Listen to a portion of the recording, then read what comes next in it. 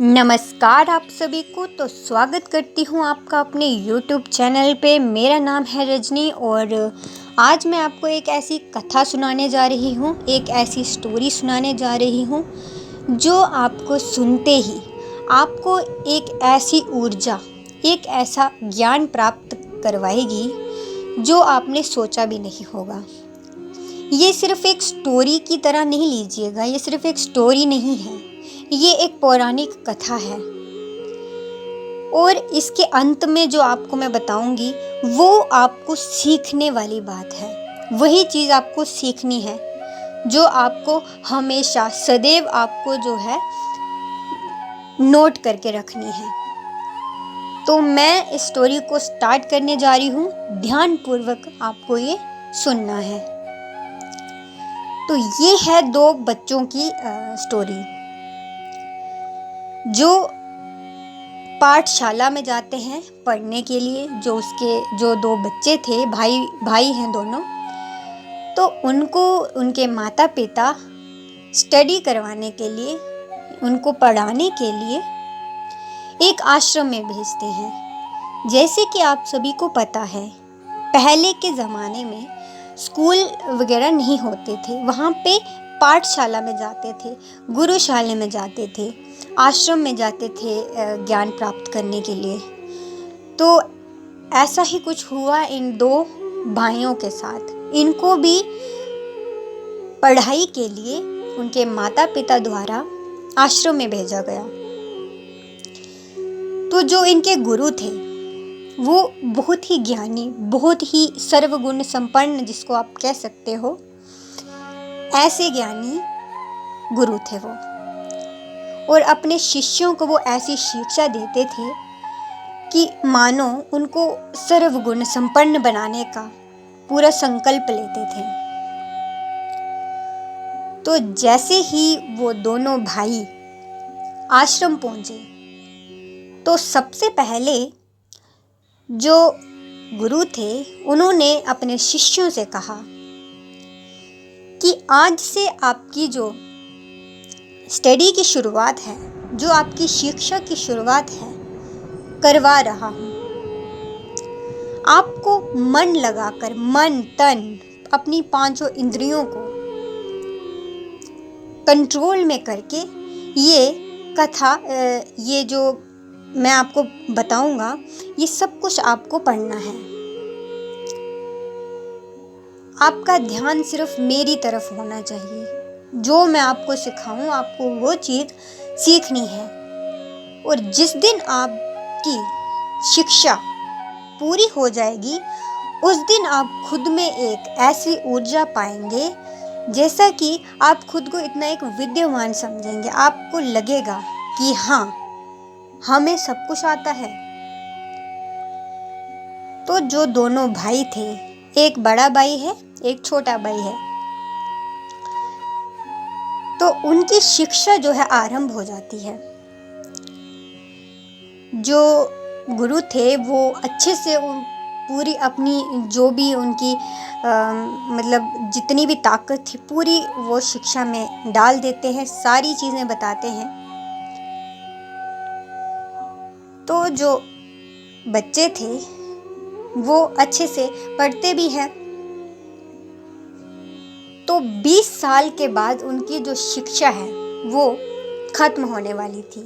तो इन 20 सालों में जो भी उनके साथ होता, जो भी उनको शिक्षा दी जाती, वो हर चीज़ आगे जाके उनका उद्देश्य पूरा करने वाली थी। तो जो बाधाएं आती वो सारी उनका आगे उद्देश्य में उनको सफल बनाने वाली थी। तो अब ये दिन आ गया, 20 साल बीत गए। कभी माता पिता से नहीं मिले वो, क्योंकि ऐसा ही होता था, जब तक शिक्षा प्राप्त नहीं होती थी, पूरी नहीं हो जाती थी, तो घर में जाने का अनुमति नहीं होती थी किसी को भी। अब उनकी शिक्षा जो है प्राप्त हो जाती है, पूरी सफल हो जाती है। अब उनको घर वापस जाने का वो शुभ दिन आ चुका था। दोनों ही भाई बहुत खुश थे। वो अपने आप को एक ऐसा सफल, एक सर्वगुण संपन्न शिष्य मान रहे थे। उन दोनों को लग रहा था कि उनको सब कुछ आता है। जो गुरुजी थे उन्होंने उनको ऐसी शिक्षा दी थी जिससे कि अगर कोई चीज कोसों दूर भी होती तो वो अंदाजा लगा के अपनी आंखें बंद करके भी पता कर सकते थे कि वो क्या है, या फिर कोसों दूर भी होते तो वो सूंघ के बता सकते थे कि वो क्या है। तो इतनी सफल शिक्षा उनको दी गई थी। अगर वो कान से ना भी सुनते तब भी वो उस चीज का अनुमान लगा सकते थे। तो जैसे ही वो घर निकलते हैं, घर के लिए निकलते हैं दोनों, तो वो रास्ते में पहुंचते हैं। जब घर बहुत दूर था तो उनको एक रात लग जाती या 2 रात भी लग सकती थी। तो जब वो रास्ते में पहुंचते हैं तो अंधेरा होने लगता है। उनको एक घर दिखता है, दूर से दिखता है। वो कहते हैं कि आज हम इस घर में रुकेंगे, क्योंकि जंगल से जाना था। अगर आगे ऐसे ही चले जाते अंधेरे में तो कोई जानवर उनको खा सकता था। तो उन्होंने बोला कि हम अब इस घर में रुकेंगे। थोड़ा जैसे ही यूं आगे बढ़ते गए हो तो जो दोनों भाई थे, एक जो बड़ा भाई था उसको एक सुगंध आई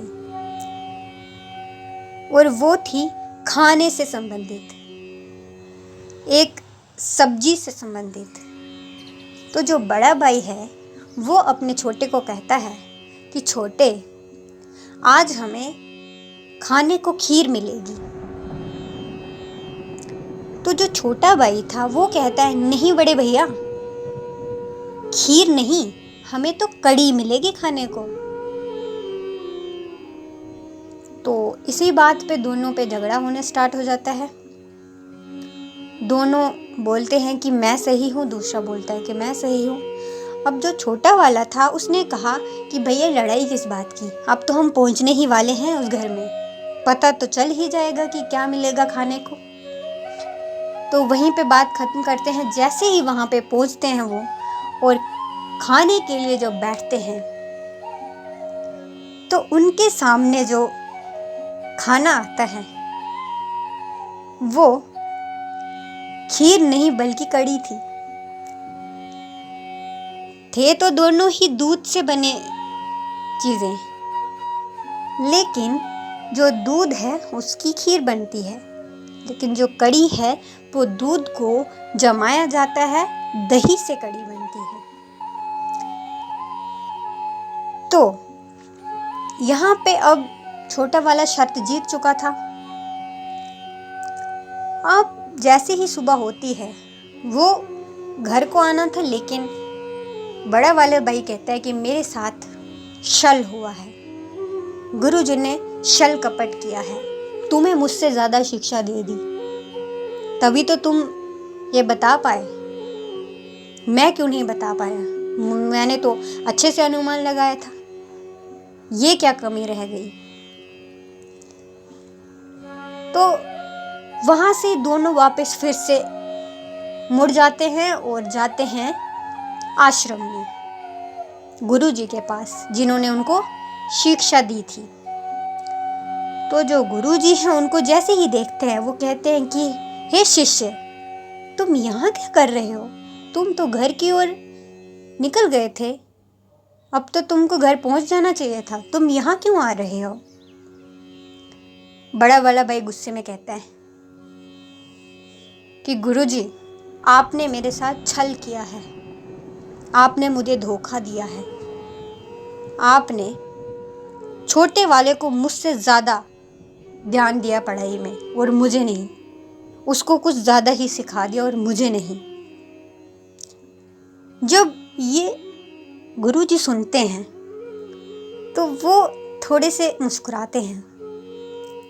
उनको पता था कि इसका हल क्या है, ऐसा हुआ क्यों है, लेकिन गुरु तो गुरु होता है, वो उनको कहते हैं, एक टास्क देते हैं। मान लीजिए उनका एग्ज़ाम लेते हैं। जो गुरुजी हैं वो कहते हैं कि ठीक है, तुम दोनों को ही खुद पे गर्व है, लेकिन मैं आप दोनों को टास्क दूंगा। अगर तुम जो भी जीतेगा तो समझ लेना कि वो ज़्यादा सर्वगुण संपन्न तो है ही, लेकिन इसके पीछे का जो रीज़न है वो भी एक खास है। वो एक उद्देश्य है हर उस व्यक्ति के लिए जो अपने काम को ज़्यादा अच्छे से ना करके दूसरे कामों में ज़्यादा ध्यान देता हो। जो काम दिया जाए उससे मन भटक कर उसका कहीं और जा रहा हो। ये उन सब के लिए भी एक शिक्षा है। तो जैसे ही गुरुजी बड़े वाले भाई को पहले बुलाते हैं, क्योंकि वही ज़्यादा गर्म था, उसी को ज़्यादा गुस्सा आ रहा था। कहते हैं कि ठीक है, तू एक काम कर, मुझे गणना जो होती है, गणना गिनती 20 तक सुना मुझे तू। अगर तूने सुना दी तो मैं मान जाऊंगा कि तुझे कुछ तो आता है। अगर नहीं सुना पाया तो मैं समझ जाऊंगा कि तेरा ध्यान कहीं और था। अब जो गिनती है वो तो दोनों को साथ में ही सिखाई थी, ऐसा तो नहीं है कि अलग जाके सिखाया था।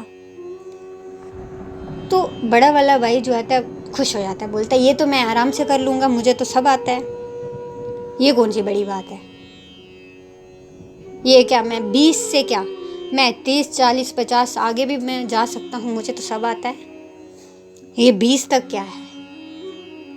तो गुरुजी कहते हैं कि नहीं, तू 20 तक ही बता, उतना ही काफ़ी है, उससे आगे मुझे सुनना ही नहीं है। तो जो गुरुजी उसको बोलते हैं कि सुना भाई, तो वो बोलता है आराम से, जैसे सिंपल आपसे भी अगर पूछेगा कोई तो आप भी ऐसे ही बोलोगे। मान लो आप सिंपल अपनी लैंग्वेज में बोलो तो 1 2 3 4 5 6 इस तरह से ही बोलोगे, या फिर इंग्लिश में जो बच्चा है ऐसे 1 2 3 4 5 6 इस तरह से बोलेगा, यही बोलेगा। उसने भी ऐसे ही किया, 1 2 3 4 5। तो जो गुरुजी हैं वो कहते हैं कि 1 2 3 4 5 क्या होता है, वो तो सही है, लेकिन पूरा तो बता, ये आधा क्यों बता रहा है मुझे, 1 2 3 4 5। मैं आधा तो नहीं पूछ रहा तुझसे, पूरा बता मुझे। तो वो बोलते हैं कि इसमें कौन सा पूरा बताने वाली चीज़ है, ये तो मैं सच सही बोल रहा हूँ, ऐसा ही है 1 2 3 4 5 यही तो होता है। तो गुरुजी कहते हैं कि बस तुम्हें संतुष्टि मिल गई, तुझे और कुछ तो नहीं कहना ना इस बारे में। वो कहते हैं नहीं, मेरे को तो ऐसे ही आता है, इससे आगे भी आता है। तो वो उस टाइम पे कहते हैं कि तू बैठ जा, अपने छोटे भाई को बोल। तो जैसे ही जो छोटा भाई था उसको कहते हैं गुरुजी कि भाई अब तू भी मुझे गणना सिखा, मतलब सुना, जो मैं सुनना चाह रहा हूँ वो मुझे सुनना है। तो जो आंसर जो गुरुजी थे सुनना चाह रहे थे, वो ये छोटा बेटा जो छोटा भाई है वो उनको सुनाने वाला है। तो वो चीज़ आपके सीखने लायक है या फिर समझने लायक है, ये एक हकीकत है, ये एक सीख है। तो मैं आपको यही बताने जा रही हूँ। एक ओंकार,